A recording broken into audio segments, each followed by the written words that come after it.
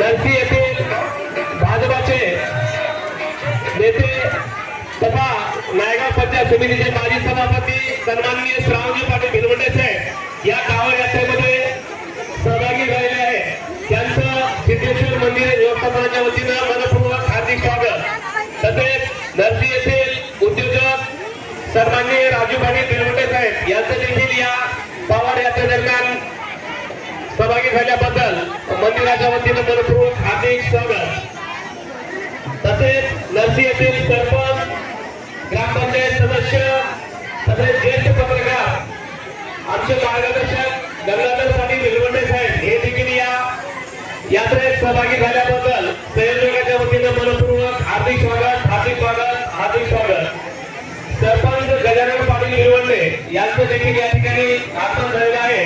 कृपया मंदिराजवळ